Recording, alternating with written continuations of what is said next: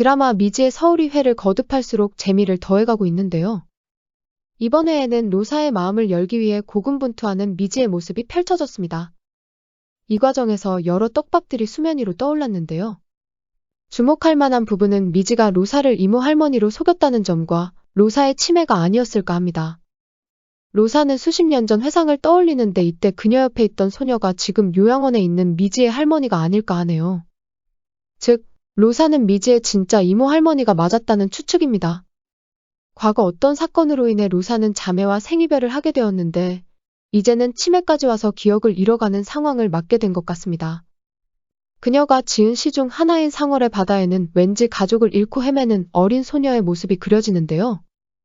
그럼 잠시 상월의 바다가 어떤 시였는지 살펴보도록 할까요? 불빛 토하던 여름의 폭죽, 어느새 모래 속에 식어버리고 발자국 사라진 싸늘한 모래밭 갈데없는 나만 우두커니 혼자 남아 신발 잃은 아이처럼 나 혼자 서성이네.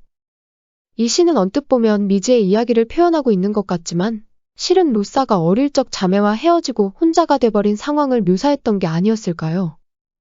제 개인적인 추측으로는 미지와 로사가 단순히 비즈니스적인 관계로만 얽힌 사이라고 생각되지는 않습니다.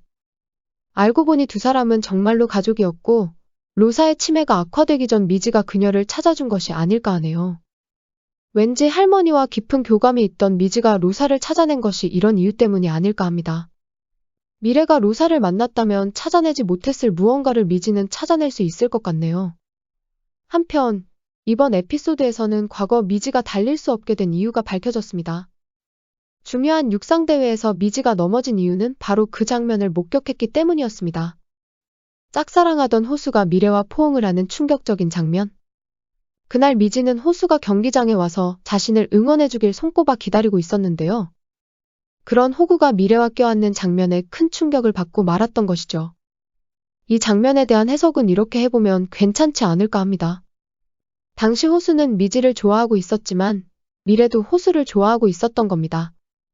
아마도 미래는 호수의 마음을 알고 있었고 일부러 그날 호수가 미지를 응원하러 찾아온 날을 골라 일부러 그런 행동을 벌인 게 아니었을까요?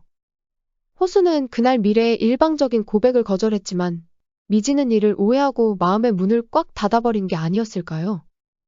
그럼 지금부터 이번에 자세한 이야기 속으로 들어가 보겠습니다. 로사를 설득하기 위해 미행까지 하게 된 미지.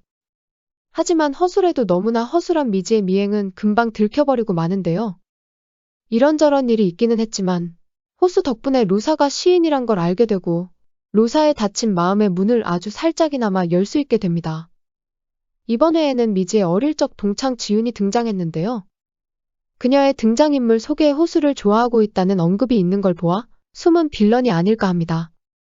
하지만 결국에는 그녀로 인해 미지의 마음이 호수에게 전해지는 게 아닐까 합니다. 즉, 호수와 미지의 사이를 방해하는 빌런일 줄 알았는데 결국에는 사랑의 오작교가 되는 그런 인물이 아닐까 추측해봅니다.